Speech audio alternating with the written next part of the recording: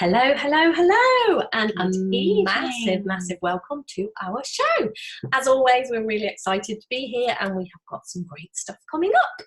We have a fabulous question: why should I be the one to change? A question I ask myself lots and lots when it's someone else doing something. Why have you got to change? Why is it that you've got to behave differently? Great question. And our topic today, we're going to be talking about domestic abuse.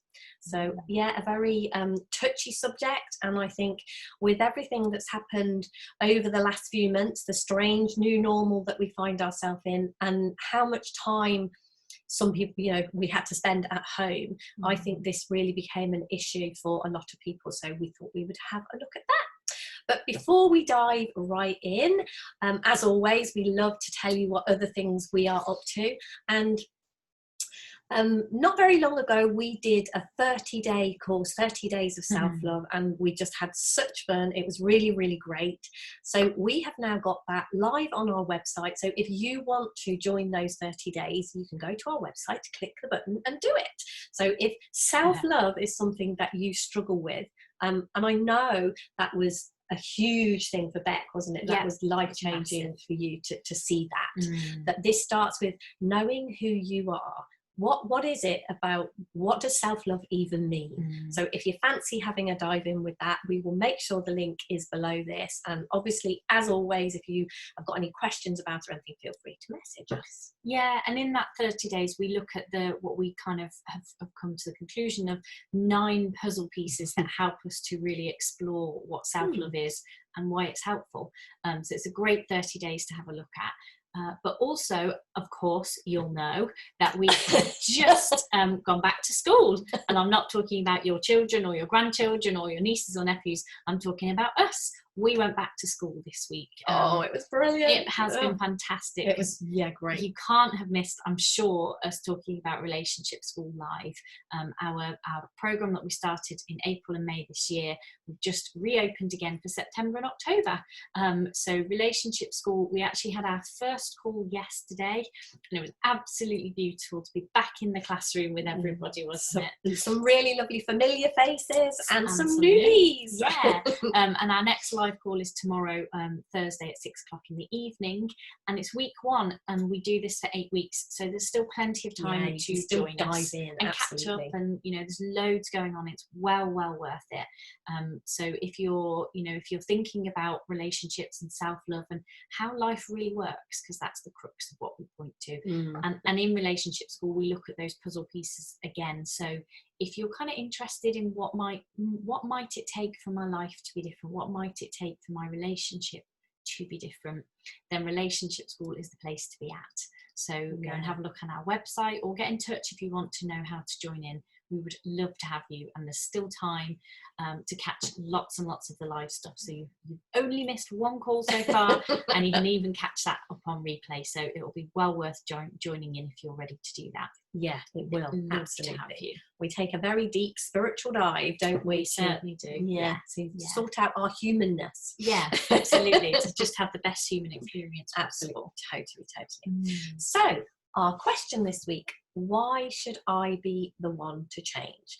And I know this is a question that I think we've talked about this before, because it is one that rolls around again and again.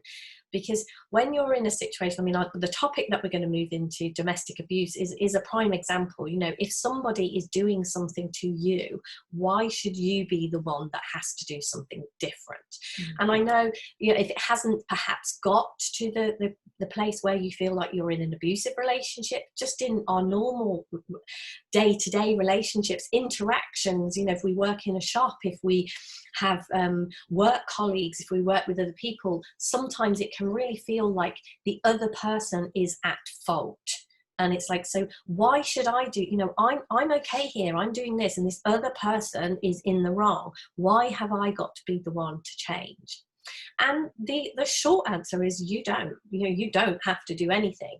But if you want a different experience of life, it is incredibly good news that you can be the one that changes.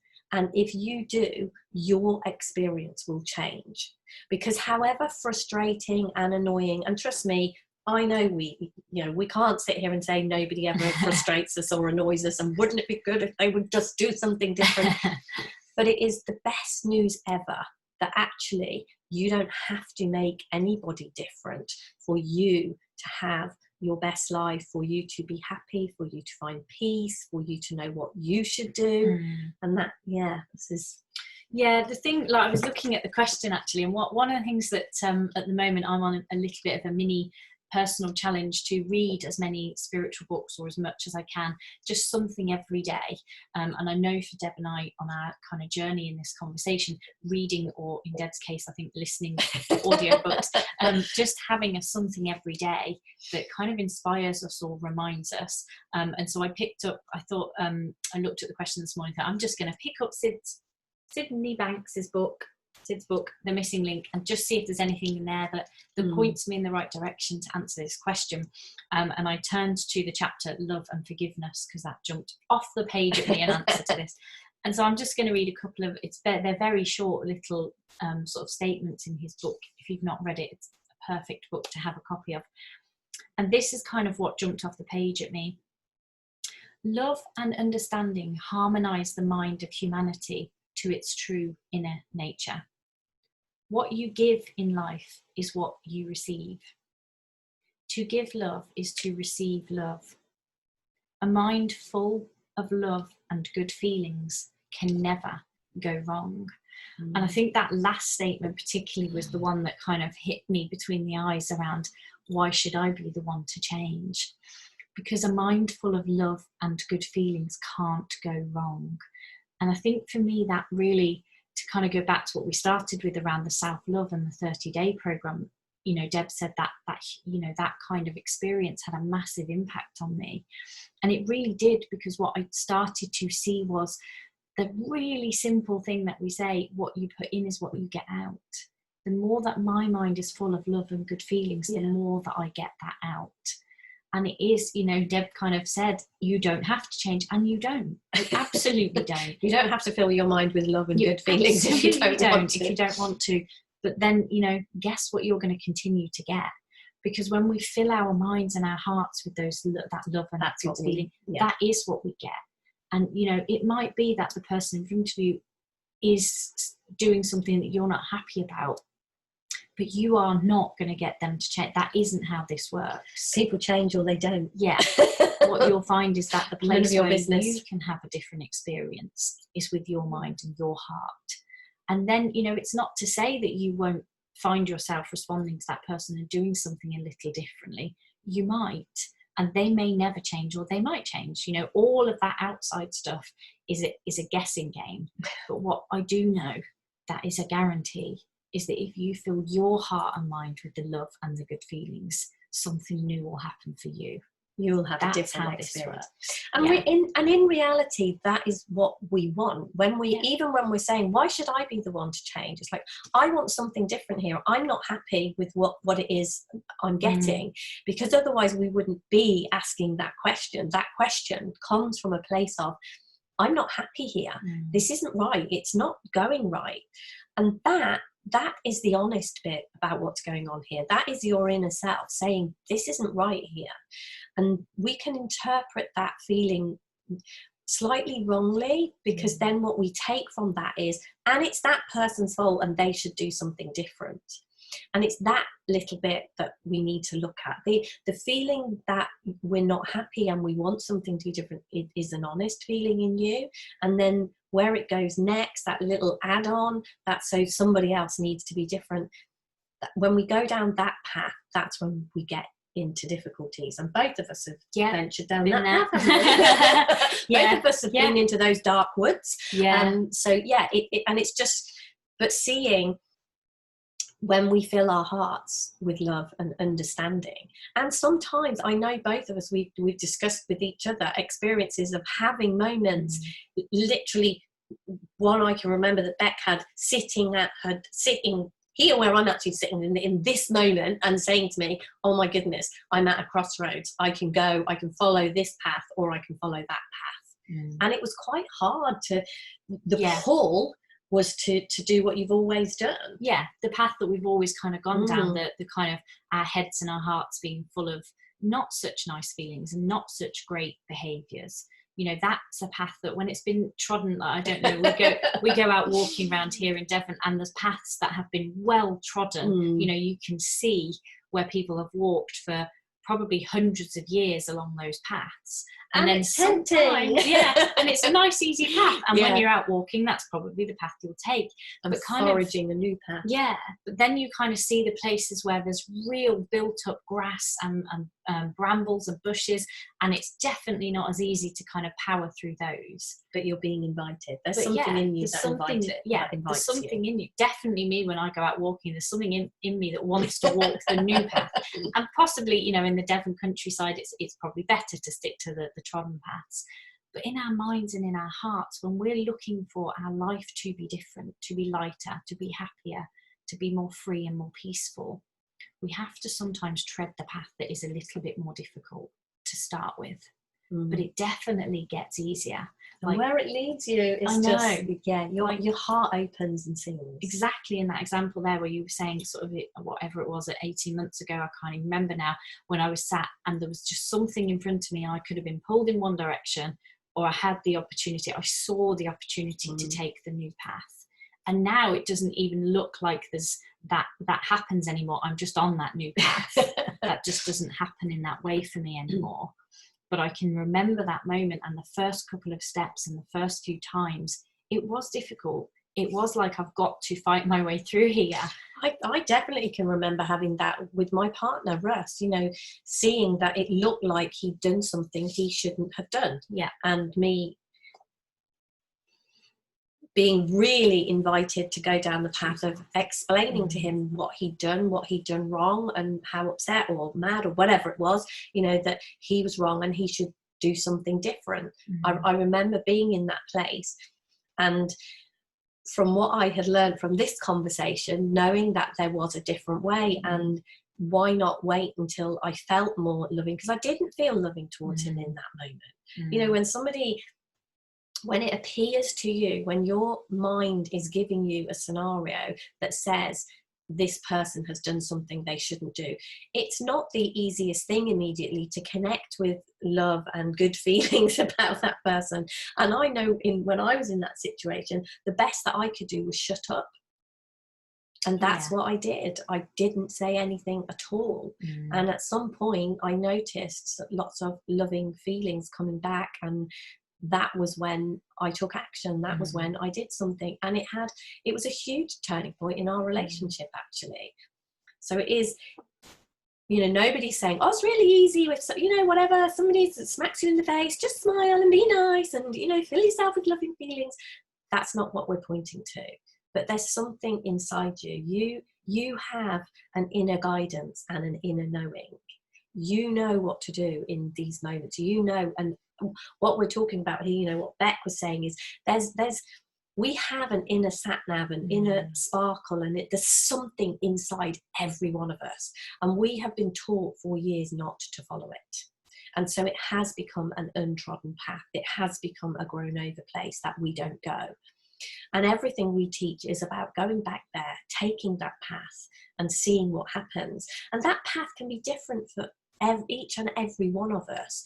So nobody can tell you, oh, you know, it's this path, because your path is your path. Your path is inside you, and it will reveal itself small step by small step. But hopefully some of the words we've shared here will point you to the place to look for where your grown over path is. Yeah, and I think the real thing that comes to me around this is, you know, that old saying, if you always do what you've always done, you'll always get what you've always had. And it is kind of seeing that, you know, why should I be the one to change? Because if you're the one that wants a different experience, you are the one that's going to have to change. And you don't have to, like we said at the beginning, it's not but for me, it was always about, my life was in a mess and I wanted something different. And it took a moment, it took courage, it took me swallowing my pride to say, I want something different, and so I'm prepared to be the one that changes. And I guess if you're here and that question is arising in you, or if that is a question you ask, there's something awakening in you, and at some point you're going to be the one to change. So you're being called. That is your path calling to you. Yeah, absolutely. So we're doing nicely for time. We're in the right moment. So our topic this week was domestic abuse. And one of the reasons that we decided to talk about that is because I've actually had a few conversations just recently with people in that situation, somebody who's not long out of that situation. And I did a podcast, great big shout out for Marie Aramar. She does an amazing podcast called Precarious Parenting. And I was interviewed on her podcast, and so was my daughter. I don't know when it will be out, but I will try and find out and post. So if you are interested in that, please do feel free to contact us if the information isn't below this video, and I will send you, because Marie, it's an amazing podcast, and Marie does an absolutely brilliant job. So she interviewed me for this podcast and asked me a lot of questions about my past, a place that I had forgotten I'd ever been, really. And then weirdly, I've had a few conversations with different people, and it just seems to be a little bit of a theme at the moment. And I think maybe with lockdown, it has magnified a problem that some people have, perhaps if you've had to spend time, with somebody, and the relationship can be difficult. So for me, I guess, what I want to share around that is how much hope this conversation holds. Because very much that the question, which always seems to happen on our shows, is the question and the topic can almost be interchanged. But this is very much, if we are in a position of, if you are in a relationship, or you know somebody who's in a relationship and there is domestic violence and domestic abuse going on, the really great news is that there's only one person in that relationship that needs to do something different, because it can really look as if it's going to take the two people to change. But change always and only happens within you. So whatever is going on, whatever the situation is, the only person that needs to change is you. So I don't know whether you've, from the other side, from watching stuff, I don't know what's coming to you around domestic abuse. I think kind of what's coming to me around domestic abuse is that for a very long time, and the thing that if I could change something around the domestic abuse conversation, it would be this, is the seeing the innocence in both parties. Yeah. Because I think we as a society, what we put out is that one person is a bully and the other person is a victim, and we go in at the bully and make them wrong and bad and blame them, and the victim kind of in that scenario just gets almost taken as downtrodden and helpless, and neither attitude to either person is helpful. What's actually helpful, and the hope that Deb is talking about there for me, is seeing the innocence in both parties. Because it takes two to bring that situation about. And without it having to be a blame or a fault or a bad person versus a good person, when we start to see the innocence in both parties, something can shift. As a society, whether I'm talking to someone who is directly in that situation, or if you know someone that is, or you're just generally concerned about people might be in those scenarios, as a society, if we start to see the innocence on both sides, that shifts something, that brings in that's where the hope lives that Deb was talking about. That what we begin to see is that neither party, no one really goes into a relationship intending to become victimized or become a bully. That isn't what we go in with. What we genuinely go into relationships with is a need to feel love. And the innocent misunderstanding comes when we think that love's going to come from the other person. Yeah. And if we think it's not, the lengths we'll go to make it happen. And as we begin to understand that we are already love, we don't go into those relationships in that mindset anymore, whichever side you are on, or whichever side you know a person on.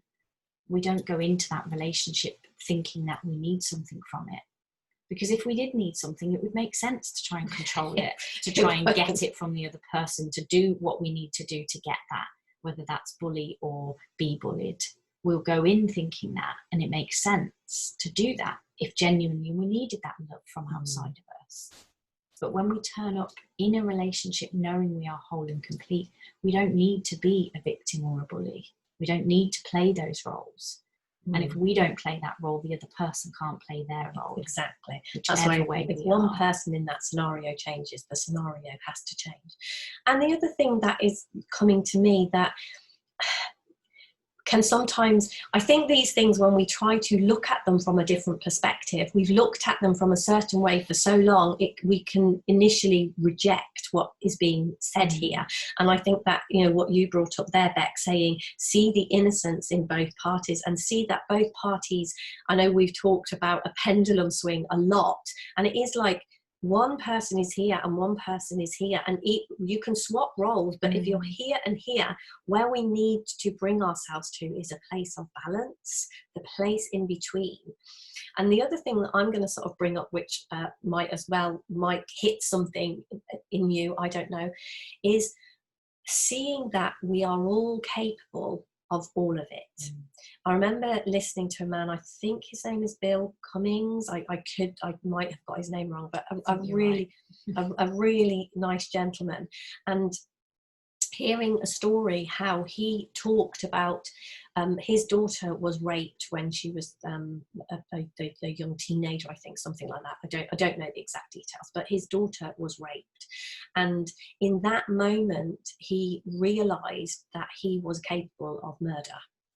And he went on to work with people who had murdered somebody and were actually in prison for murder. And his job, he went in as like a therapist type job to help, you know, sort out, you know, what had gone wrong in this person's life. And he actually had a conversation with someone who was a murderer, a rapist and a murderer. And this man looked at Bill, and he knew Bill's story, and he said, I'm terribly, terribly sorry for what happened to you. And Bill saw that this was a genuine thing from this man, and he saw that somebody who rapes and murders is also capable of love and compassion. And he just saw we're all of it. And I think that is something, when what's going on here, when we look, this conversation that we are a part of, what we are looking towards is our spiritual nature, because our human experience arises from our spiritual nature. And our human experience is a brilliant one, a cool one, a happy one, a fun one, when we don't separate too far out. It's almost like this arises from our spiritual nature, and it arises in a beautiful place of balance, you know, the humanness and the spiritualness. And when we move just a little bit too far away from that spiritual nature, we get out of balance when we separate out just a little bit too far. And we can separate out far enough to have a Bec and a Deb and you watching this, a separate person, and have a really great experience. We can separate out a little bit further and say, I would never do what Bec does. I don't understand that. I'm not like Bec. I would never do what Bec does. Or we can look and see, I can see the place with the thinking that you have and the experience you have, that I would do what you do. And that brings us back together. That fills our heart with that love and compassion that we were pointing towards. And that is then what we get in the world.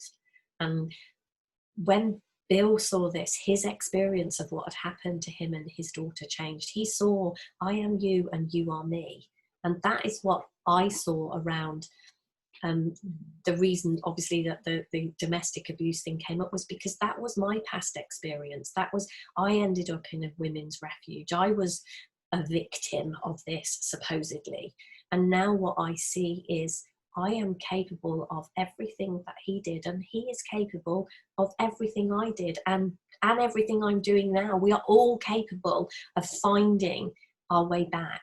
We are all capable of finding that spark within ourselves. But it starts with daring to have the conversations that says we are the same. It starts with having the conversations of not looking at victim and bully, but looking to the places where we are the same. There was a little quote, I think, in the book. I don't know if it's worth finishing on that, because I think that's quite a nice. Yes. We're all about the quotes from the books we are today. So this is a really, really great book, The Secret of Love by Laurie Carpenos and Christine Heath. It's a book that we really, really like, don't we? We did the whole topic last week on our show, didn't we? We did, yes. So if you watched last week's show, yeah, we really do like this book. It's a great book. So this is a chapter actually on domestic violence, and this is a quote by Sydney Banks.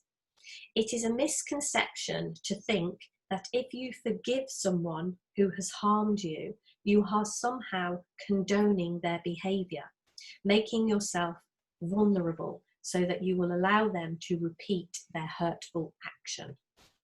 And that is talking about forgiveness in these scenarios. And having been there, I understand. I know Bec had a very different experience, but a similar. You ended up in a similar situation, a work situation, and the forgiveness there is. I think it's also about forgiving yourself, so that I think I held on to not forgiving myself to try and make myself not take those actions again, and it's not how it works. Forgiving the person, forgiveness opens the door to love and compassion to come in, I think. Yeah, and I think that just loops beautifully back round to what I started with filling our mind with love and good feelings. Absolutely. That's our message. Yeah, today. totally. So if that has brought up anything for you and you do want to have a conversation, we are always available. We always love to hear from you. We're obviously, you can message us under this, wherever it is you're seeing this. We're on Facebook, we're on LinkedIn, we try to be visible, so I'm sure you will be able to find us if you look for us, Deb and Bec, Dare to Be You. And if you want to have a conversation with us about that, you are more than welcome. And I will also put the information into here when it comes out about the thing that I did with Marie Aramar, and my daughter did one too, so I'm really, really, really excited about that. So if you don't see it, and if I have forgotten, I am human and spiritual obviously, but if I have forgotten to put the links in, please do reach out and I will find them and get them to you. Fabulous. So what's coming up next week? Next week. So our topic next week is our spiritual nature. So we have looked quite a bit at the human type things that we do, domestic abuse and that sort of thing. Very, very human side of life. So we're going to have a little bit of a deep dive on our topic into our spiritual nature. What's our question then? Yes. So our question next week is, I'm okay, but what about others? That old chestnut. Such a sticky wicket, that one, isn't it? So, it can be. We would love for you to join us next week, same time, same place, and it'll be great to have you with us. Absolutely. So have a great week, and hopefully we will see you somewhere soon. Take care. Bye. Bye.